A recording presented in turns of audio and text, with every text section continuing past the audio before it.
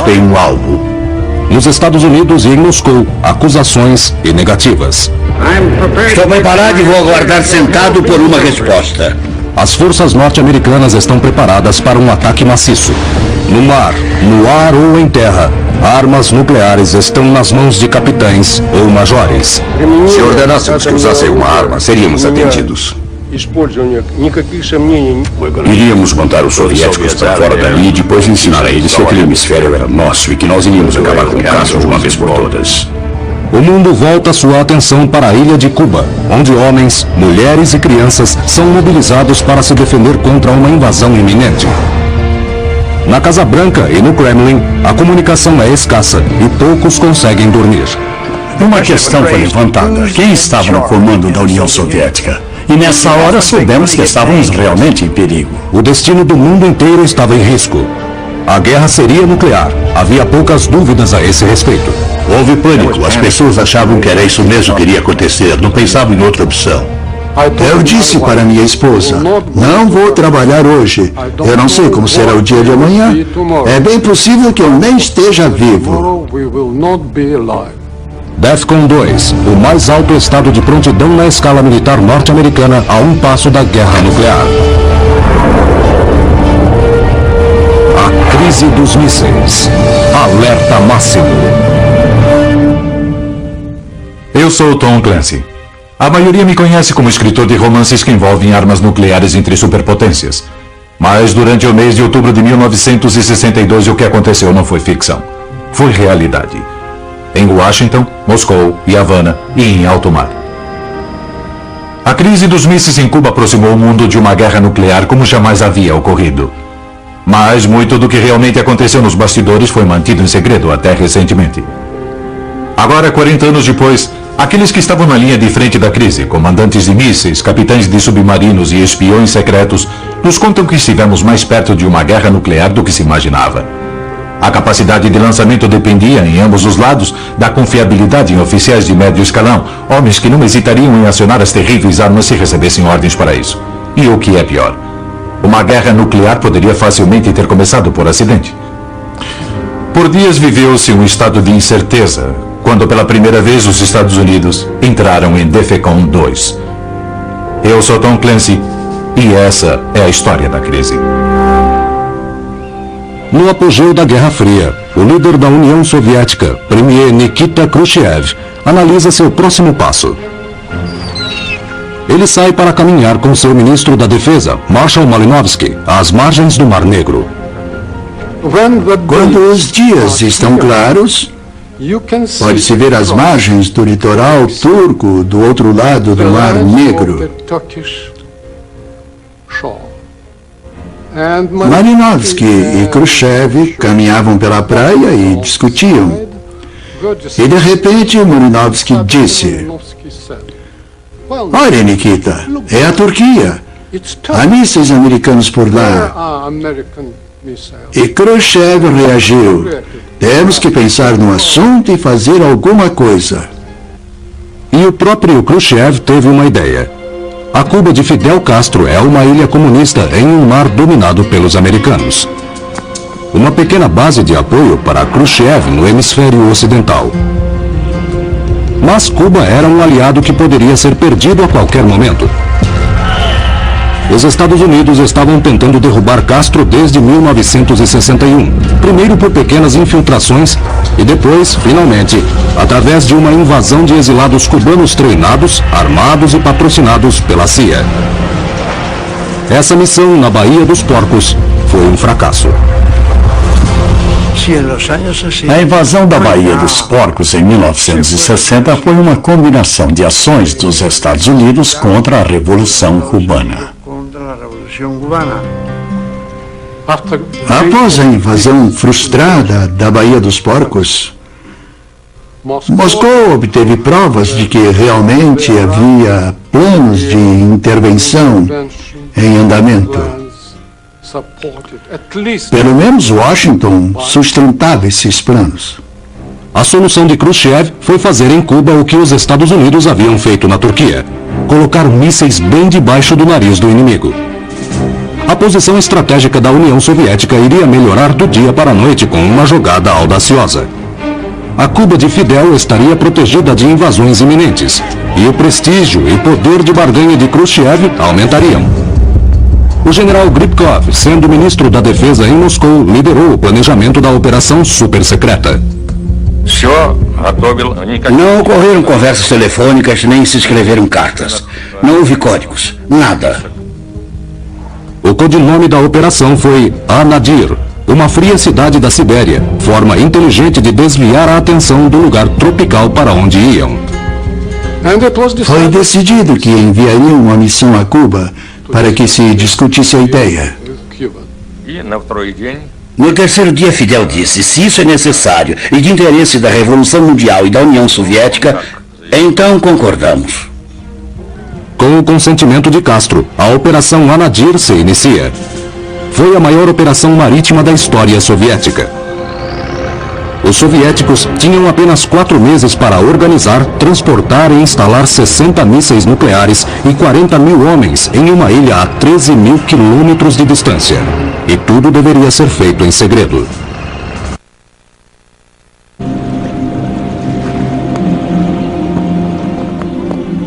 Nos portos soviéticos, 85 navios são preparados para a partida. Juntos, transportariam 60 mísseis balísticos, jatos e mais de 40 mil homens para um local desconhecido. Para despistar, alguns soldados receberam roupas de frio.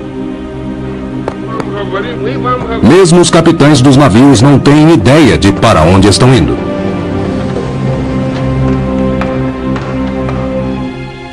Antes de zarpar, recebemos 3 pacotes selados numerados, 1, 2 e 3. No primeiro estava escrito para ser aberto após a saída do território soviético.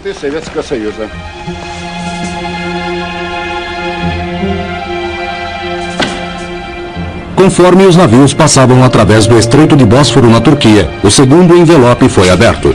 Ele continha ordens para que os navios seguissem além do Estreito de Gibraltar e pelo Oceano Atlântico. No terceiro pacote estava a ordem para seguir para Havana, Cuba, e tudo se esclareceu. Conforme os navios se aproximavam de águas caribenhas, eram observados de perto por aviões norte-americanos, que tinham razões para suspeitar. Em 1961 e 62, o sistema militar americano desenvolveu planos de contingência para uma invasão a Cuba em larga escala. O codinome da missão: o Plan 316. As aeronaves da Marinha Americana voavam a apenas 60 metros de altitude e fotografavam a misteriosa carga dos navios. Quando estávamos a 2 ou 3 dias de Cuba, notamos que a aeronave de reconhecimento americana estava acima de nós. Pelo resto da viagem, um helicóptero americano ficou pairando sobre nossas cabeças, quase tocando o mastro do navio. As fotografias das patrulhas da Marinha são levadas a Washington. O filme é recebido por uma equipe de elite de analistas no reservado Centro Nacional de Interpretação Fotográfica, o NPIC. Dino Brudioni esteve no comando da equipe do NPIC. Durante o ano de 1962, vimos um navio atrás do outro carregando suprimentos a Cuba e observávamos a todos eles.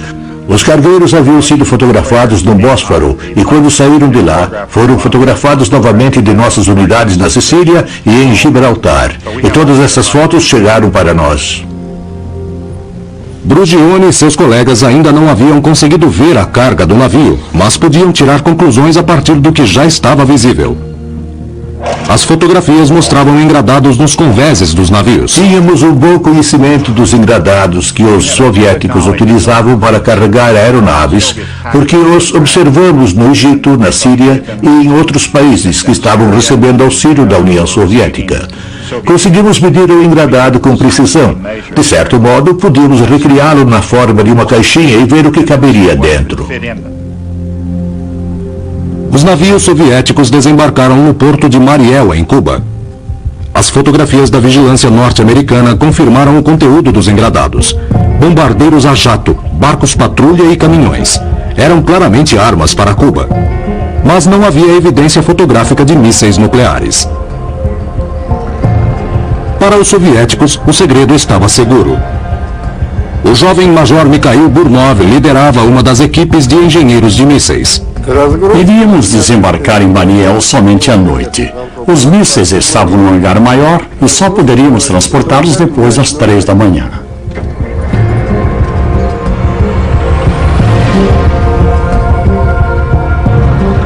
A movimentação noturna mantinha os mísseis longe dos olhos da vigilância norte-americana. No entanto, o desafio maior era manter a operação secreta para os civis cubanos. Jorge Risqué era secretário do partido do governo cubano. Dizíamos que era um segredo aberto, um segredo conhecido por milhões de cubanos. Por exemplo, havia casos em que tínhamos que demolir uma casa em uma pequena aldeia para permitir que os grandes caminhões de mísseis virassem uma esquina. Os soldados soviéticos se vestiam à paisana e não estavam autorizados a falar russo. Quando as tropas chegaram aos locais designados, as condições continuaram difíceis. Não havia alojamentos. Tivemos que construí-los nós mesmos. Não queríamos ir dormir. Tínhamos medo de que os insetos nos picassem. Enquanto isso, eram observados a 23 mil metros de distância. O norte-americano U-2 era um avião espião que voava a grande altitude e carregava câmeras com filmes de alta resolução. Esses filmes produziam negativos do solo a 22 quilômetros de distância. O U-2 podia ver pequenos detalhes, pequenos veículos, homens, trilhas de pneus. Mas agosto de 1962 foi um mês nublado. Os voos do U-2 foram adiados por 3 semanas cruciais. O esconderijo dos mísseis soviéticos continua em segredo. 29 de agosto. Um avião espião é finalmente liberado para um voo sobre Cuba. Quando o filme dessa jornada é analisado pelo NPIC, eles descobrem os primeiros sinais reais de problemas. Em uma missão do dia 28 de agosto, nós vimos esses objetos. Essa amostra aqui parece a estrela de Davi. Os analistas fotográficos reconheceram a amostra graças a fotografias anteriores de reconhecimento de locais onde estavam armas soviéticas. Não havia dúvida. Os objetos eram conhecidos como SAMs, ou seja, mísseis antiaéreos. Nesses locais foram descobertos mísseis do tipo SA-2. Problema número 1. SAMs SA-2 são capazes de abater uma aeronave U-2. Problema número 2. O fato de os soviéticos terem instalado essas sofisticadas armas antiaéreas indicava que estavam protegendo algo muito maior. Mas até aquele momento, os mísseis nucleares estavam muito bem escondidos. Os mísseis tinham 30 metros de comprimento e eram colocados em valas cobertas por tendas. Então, lá de cima só dava para ver as tendas. Quando o Major Richard Heiser decolou da base da Força Aérea Edwards na Califórnia em um voo do U-2 sobre Cuba, a situação entre os soviéticos e os americanos era um impasse. Os soviéticos estavam a dias de começar a operar os mísseis nucleares. Os americanos sabiam que alguma coisa perigosa estava acontecendo em Cuba, mas não sabiam precisar o quê. Na ilha de Vieques, próxima à costa de Porto Rico, os fuzileiros navais americanos ensaiavam a O-Plan 316, uma preparação para a invasão de Cuba em alta escala. O Major Richard Heiser retornou de um voo de 6 horas sobre Cuba e aterrissou seu avião espião U-2 na base da Força Aérea de McCoy, em Orlando, na Flórida. O filme é levado para a base da Força Aérea de Alphat, em Nebraska, e para o Centro Nacional de Interpretação Fotográfica em Washington para análise. O piloto Michael Davis tinha 23 anos e era analista fotográfico na base de Alphat. Eu entrei na BB-12, que era o lugar onde a todo instante passávamos informações aos generais. O Major Olson estava lá. Ele disse: "Esta é a sua mesa, aqui está o filme, vamos começar." Era por volta de 1 da manhã. Eu disse: "Onde está o círculo?" Então retiramos a foto da tela e o círculo do míssil apareceu. Eu disse: "Vamos olhar no centro", e vimos algumas coisas. Após examinar o filme durante horas, Davis encontra uma série de formas cilíndricas que pareciam estranhamente familiares. Mais tarde, no NPIC em Washington, Dino Brugione e sua equipe chegam à mesma conclusão. Nós vimos 8 objetos de 20 metros de comprimento e vimos também 2 objetos de 30 metros de comprimento. E eles eram estranhos àquele ambiente. Brugione e Davis haviam feito descobertas com graves implicações. As medidas dos objetos casavam perfeitamente com mísseis balísticos soviéticos de médio alcance tipo SS-4, mísseis que tinham ogivas nucleares. Estávamos convencidos de que o que havíamos encontrado era um campo de mísseis SS-4 prontos para lançamento. Os mísseis soviéticos SS-4 têm um alcance de 3.200 quilômetros. Se fossem lançados de San Cristóbal, em Cuba, atingiriam Washington, Baltimore, os quartéis generais do Comando de Estratégia Aérea em Nebraska e todo o sudeste dos Estados Unidos. Conforme o pessoal do NPIC ia analisando as fotografias, encontravam esconderijos de SS-4 um atrás do outro. Eles trabalharam durante a noite até o chefe do NPIC, Art Landau, chegar na manhã seguinte. O Landau chegou de manhã e olhou para eles e soltou um suspiro. Ele disse, isso é um problema. Isso é grande problema.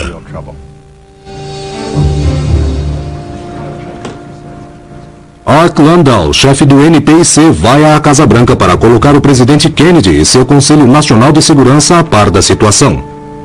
A reunião, como muitas outras ocorridas durante a crise, é secretamente gravada pelo presidente Kennedy e só recentemente veio a público.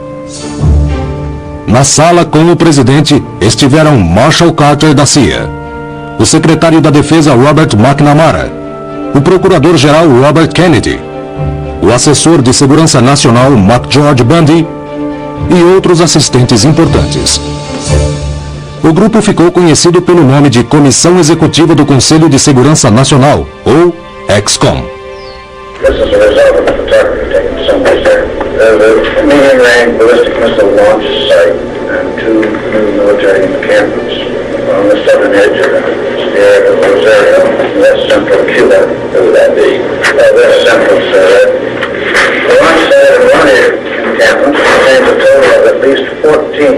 canvas-covered missile trailers measuring 67 feet in length. How do you know this is a medium-range ballistic missile? Os soviéticos tinham dado um passo audacioso. A discussão girou em torno de uma solução rápida, ataques aéreos para destruir os locais dos mísseis balísticos antes que começassem a operar. I think it's extremely important that our discussion be founded on this premise. Any airstrike will be planned to take place prior to the time they become operational, because if they become operational before the airstrike, I do not believe we can state we can knock them out before they can be launched, and if they're launched, there is almost certain to be chaos in part of the East Coast or the area in a radius of 600 to 1,000 miles from Cuba. O que ninguém sabe em Washington é que pelo menos um sítio de mísseis balísticos está para começar a operar. No momento em que o presidente Kennedy recebeu aquela notícia, nossos mísseis já estavam posicionados e nós estávamos prontos. Em Washington, o presidente Kennedy analisa suas opções militares.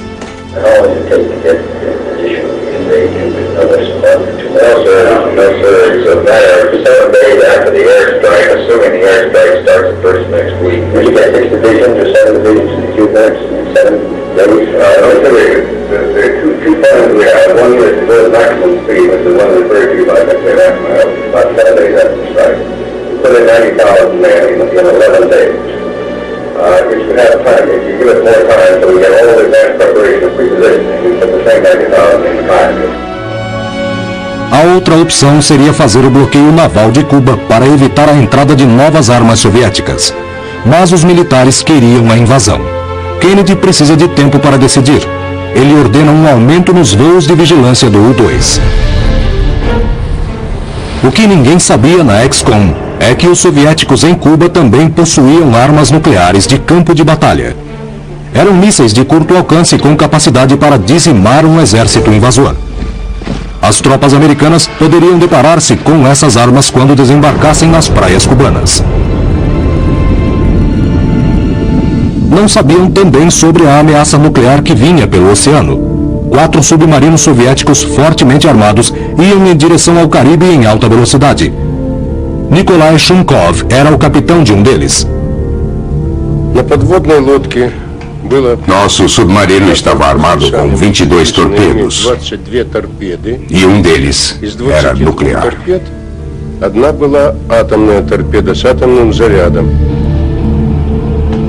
3 porta-aviões da Marinha norte-americana patrulhavam o Caribe, inconscientes da ameaça submarina que se aproximava.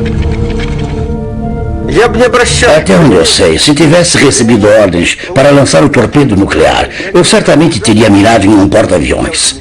E havia muitos deles naquela área. Mas a maior ameaça nuclear aos Estados Unidos estava para ser descoberta. No NPIC, em Washington, a equipe de Dino Brudione analisava o mais recente filme do U-2. As missões tinham levantado voo nos dias 16 e 17 e nós encontramos essas marcas tipo ranhuras da fotografia.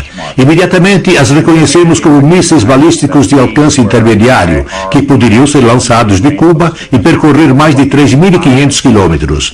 Eu peguei o mapa e desenhei o arco e vi que essa distância iria cobrir completamente os Estados Unidos, com exceção do extremo noroeste. Na XCOM, rapidamente se torna evidente que uma resposta soviética à invasão americana poderia significar a destruição quase completa dos Estados Unidos. No dia seguinte, o presidente Kennedy se encontra com o ministro das Relações Exteriores soviético Andrei Gromyko para discutir a natureza dos carregamentos de arma a Cuba. Gromyko nega que haja em Cuba qualquer arma para uma ofensiva. Kennedy podia provar que havia, mas resiste à tentação de confrontar Gromyko com evidência fotográfica. Se ele decidisse tomar uma ação militar contra o sítio dos mísseis ou invadir a ilha, ele iria precisar do elemento surpresa. Na manhã seguinte, 19 de outubro, o presidente Kennedy se reúne com o Estado-Maior das Forças Armadas. Os oficiais militares superiores eram a favor dos ataques aéreos seguidos pela invasão. Kennedy discorda. Ele sabia que os soviéticos iriam retalhar atacando Berlim. Mesmo com a negativa dos soviéticos, com o Estado-Maior das Forças Armadas exaltado e com Berlim pesando em sua consciência, o presidente Kennedy mantém as aparências saindo em viagem oficial para o meio oeste.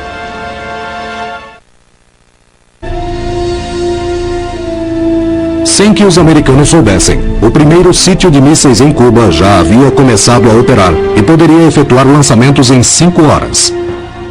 Um regimento estava pronto para combate no dia 20. Devido a atrasos nos equipamentos, nosso regimento só ficou pronto no dia 25. No Caribe, a tensão nos submarinos soviéticos é alimentada por um silêncio sinistro dos rádios. A comunicação por rádio parou. O silêncio era completo. Não havia comunicação via rádio de jeito nenhum e achamos estranho. Pensamos que a situação era anormal, mas não sabíamos o que estava acontecendo. Shumkov não estava em contato com seus comandantes, mas a Marinha Americana estava em contato com Shumkov. Estávamos sendo caçados por aviões antissubmarinos. O porta-aviões Essex estava nos bloqueando. Sua missão era não nos deixar passar pela defesa. Era um problema insolúvel. Em Washington, na ausência do presidente, a XCOM chega a um consenso.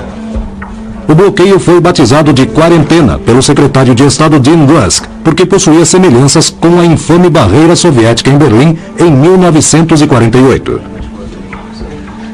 Continuam a ser discutidos os planos de ataques aéreos seguidos de uma invasão a Cuba. Enquanto isso, a quarentena está em ação. O procurador-geral Robert Kennedy liga para o presidente e sugere que ele volte de Chicago para ouvir as propostas da XCOM. Alegando um resfriado, o presidente Kennedy deixa Chicago.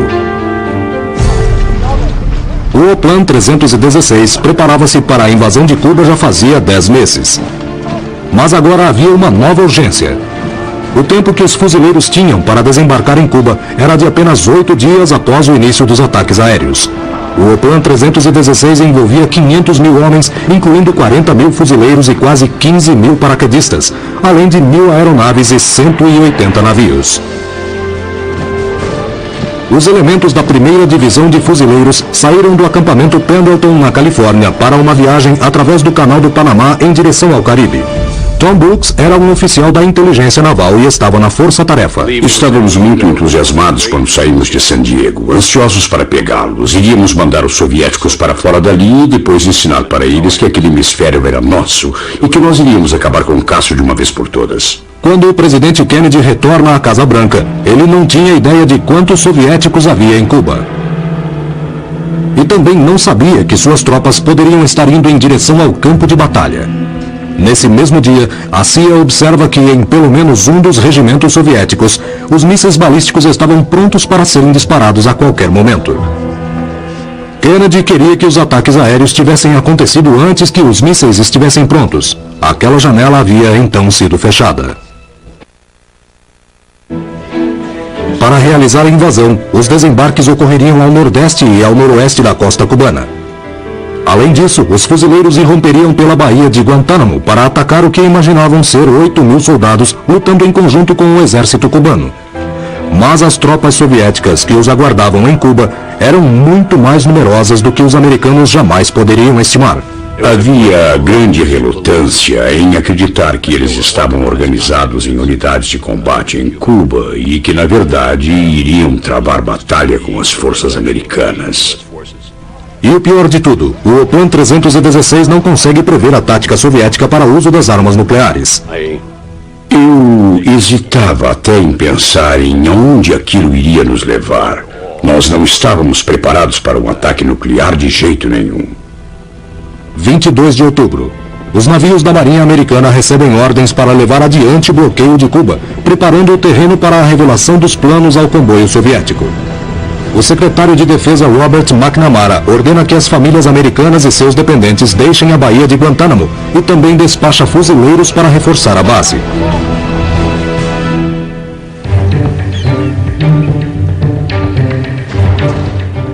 Em Havana, Fidel Castro também se prepara para o pior.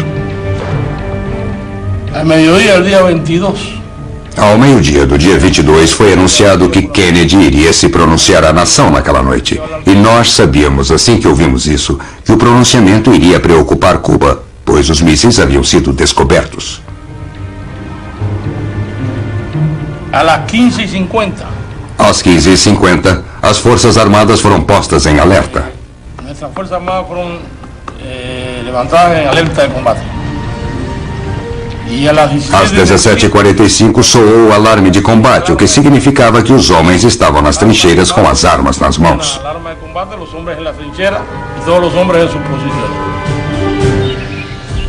O sistema militar americano entra em grande alerta e o mundo se prepara para o discurso de Kennedy. Às 19 horas do dia 22 de outubro, o presidente Kennedy faz o pronunciamento ao povo americano. Good evening, my fellow citizens. Boa noite, caros cidadãos. Este governo, conforme prometido, manteve estrita vigilância sobre as tropas soviéticas que se instalaram na ilha de Cuba. Na semana passada, provas irrefutáveis determinaram que existe uma série de sítios de mísseis ofensivos em preparação na ilha. A proposta daquelas bases não pode ser outra, senão a de montar uma força de ataque nuclear contra o hemisfério ocidental. A política desse país será considerar qualquer míssil nuclear lançado de Cuba contra qualquer nação no hemisfério ocidental como um ataque soviético aos Estados Unidos. E se isso ocorrer, a União Soviética sofrerá retaliação. O discurso de Kennedy ecoa pelo mundo. A seriedade da crise está agora exposta. O Comando de Estratégia Aérea norte-americano eleva o estado de prontidão das Forças Armadas. Quando Kennedy anunciou que os mísseis estavam instalados em Cuba, a situação ficou muito grave e a guerra era uma coisa que poderia acontecer a qualquer momento. Nós ouvimos o presidente Kennedy pelo rádio dizendo ao povo americano que estávamos à beira de uma guerra nuclear. Cerca de 10 tropas estavam reunidas na Flórida para a invasão de Cuba. Recebemos ordem dos quartéis-generais para que entrássemos em estado de prontidão de 4 horas para uso de nosso torpedo com ogiva nuclear. Khrushchev acreditava que nossos submarinos deveriam destruir tudo aquilo que tentasse parar nosso comboio. Eu considerava isso uma abordagem arriscada.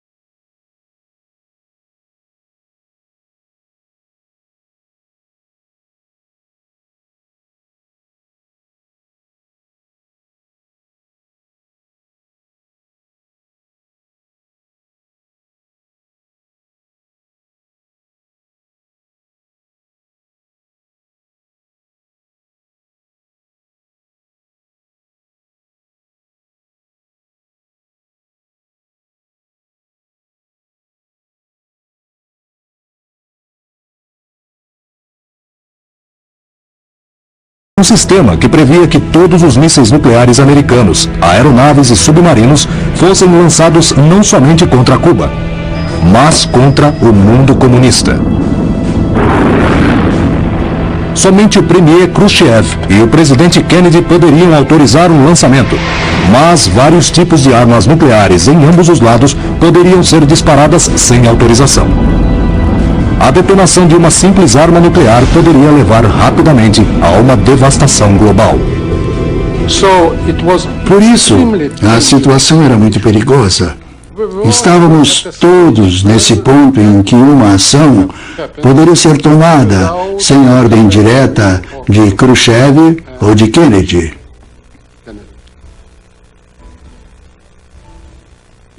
Ela poderia ser tomada como resultado de um colapso nervoso entre nossos soldados. O bloqueio poderia ter parado os navios soviéticos que chegavam, mas 134 ogivas nucleares já haviam sido desembarcadas. Os 3 mísseis SS-4 já haviam começado a operar. Os engenheiros como Mikhail Burnov receberam ordens de Moscou para aumentarem a prontidão de lançamento para apenas 2h30. As ogivas nucleares para os mísseis são levadas para perto dos locais de lançamento. Nossa área de armazenagem das ogivas nucleares estava a 50 ou 60 quilômetros de distância. Por isso, só poderíamos atingir a prontidão para combate dentro de 5h30. A prontidão seria de 2h30 quando tudo estivesse arranjado. Mas os soviéticos ainda não haviam tomado ações para prevenir os sobrevoos americanos. As forças cubanas, entretanto, estavam ficando mais agitadas por causa da contínua violação de seu espaço aéreo. Em oposição à complacência soviética, os cubanos dispararam armas antiaéreas sobre os aviões de reconhecimento americano. Com a crise se alastrando, a nova esperança de uma solução diplomática chega de uma fonte inesperada. O repórter da ABC, John Scully, se encontra com o diplomata soviético conhecido como Alexander Fomin no restaurante ocidental em Washington, a um quarteirão da Casa Branca. Seu nome verdadeiro é Alexander Feklissov. Como membro de um conselho, eu não podia revelar minha identidade porque era um agente secreto. E além disso, era membro da inteligência russa em Washington naquela época. Scully havia falado com oficiais do Departamento de Estado e havia sido orientado sobre como conduzir a conversa. O café foi servido e então, sem qualquer introito, ele disse que falava em nome da mais alta autoridade americana. Eu irei propor os termos para a solução da crise cubana. Primeiro, a União Soviética retira seus mísseis de Cuba e os Estados Unidos removem o bloqueio. Segundo, o presidente faz uma promessa pública de não retaliação a Cuba. Eu falei: tenho uma pergunta. O que você quer dizer com mais alta autoridade americana? E ele respondeu letra por letra: John Kennedy, presidente dos Estados Unidos. Em Moscou, Khrushchev escreve uma carta pessoal e muito emocionada a Kennedy, apelando para o fim da crise. Ele propõe a retirada dos mísseis baseado na promessa de Kennedy de encerrar a quarentena e não invadir Cuba. Quando a carta é finalmente recebida, decifrada e traduzida, já passa das 21 horas do dia 26. 12 horas depois, às 9 da manhã do dia 27, a Excom se reúne novamente na Casa Branca. Enquanto os membros discutiam a carta conciliatória de Khrushchev, o presidente Kennedy recebe um comunicado que leu em voz alta. Premier Khrushchev told President Kennedy yesterday to withdraw offensive effort from Cuba, the United States would do its rockets from Turkey. I thought it was read by both the associations and put it out there for the lawyers at the same time. He didn't really say that, did he? I mean, he did. He put it out another letter paper. A Excom acreditou que Khrushchev ou algum outro indivíduo linha dura em Moscou estava fazendo exigências adicionais, a remoção dos mísseis americanos Júpiter da Turquia. Recebemos 2 mensagens diferentes em pouco tempo, sabe? E por isso uma questão surgiu não apenas em minha mente, mas na mente de várias outras pessoas. Quem estava no comando da União Soviética? Será que havia alguma incerteza sobre quem estava no comando e quem estava dando ordens pelo outro lado? E nessa hora soubemos que estávamos realmente em perigo. o perigo estava se tornando real. E para um homem seria fatal. Desde que os mísseis soviéticos haviam sido descobertos, a Força Aérea Americana sobrevoava Cuba periodicamente em missões de espionagem.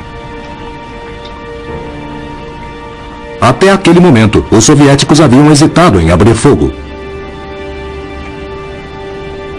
Às 9 horas da manhã, o Major Rudolph Anderson decola da base da Força Aérea de McCoy, em Orlando, na Flórida, para um sobrevoo em Cuba. Às 10 horas, horário local, ele guia seu U-2 para o porto de Baines. Em terra firme, indo contra as ordens de Moscou, o comandante soviético decide abrir fogo. O míssil percorre 22 mil metros pelo céu e explode próximo à aeronave, matando Anderson e fazendo o U-2 rodopiar em direção ao solo. A crise dos mísseis em Cuba faz sua primeira vítima. O presidente somente ficou sabendo da notícia às 16 horas durante reunião com a Excom.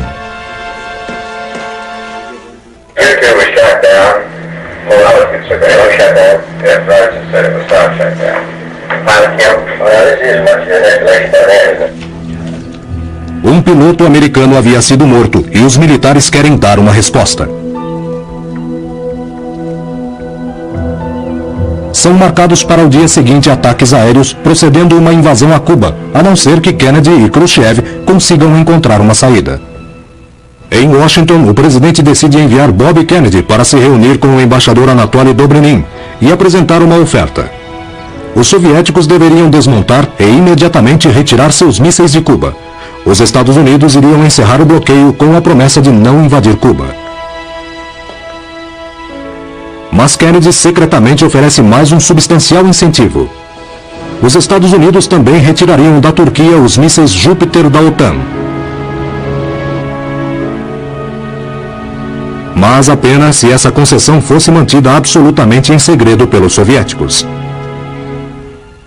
Kennedy dá aos soviéticos 24 horas para responder. Os ataques americanos a Cuba ocorreriam dentro de poucas horas e a batalha nuclear está mais perto do que nunca. Entre aqueles que sabiam o que se passava em Washington e Moscou, o medo era aterrorizante. Eu disse para minha esposa, não vou trabalhar hoje. Eu não sei como será o dia de amanhã. É bem possível que eu nem esteja vivo. O serviço secreto queria levar o presidente para um abrigo subterrâneo. Bom, eu estive lá embaixo, conheci aquele lugar. Aquela noite foi uma das piores que já passei na vida, porque fiquei pensando nas coisas que podiam acontecer e que eu estaria em um lugar seguro e minha família seria queimada, porque eu estava convencido de que Washington seria um dos alvos. Toda a humanidade estava a um passo do abismo nuclear. Estávamos a 2 horas do fim. 2 horas. Moscou, 28 de outubro, 3 horas da manhã. Os soviéticos tinham um anúncio a fazer. Uma mensagem pessoal de Khrushchev seria enviada ao presidente Kennedy. Desta vez utilizaram a rádio Moscou ao invés de um telegrama. Khrushchev comunica que os sítios seriam desmontados e os mísseis retornariam à União Soviética. A crise estaria finalmente terminando? O presidente Kennedy adia a ação militar por 24 horas enquanto espera que a fotografia de reconhecimento daquele dia seja analisada. Os aviões saem e quando recebemos a fotografia, vemos que os soviéticos estão recuando. Podíamos ver que estavam retirando os mísseis e os lançadores. Estava claro agora que haviam cumprido com sua palavra. Nos meses seguintes, 60 mísseis balísticos e 134 ogivas nucleares são desmontados e embarcados de volta para a União Soviética. Uma grande tensão ainda permanecia, mas apesar disso, se encerrava um dos capítulos mais perigosos da história do século XX.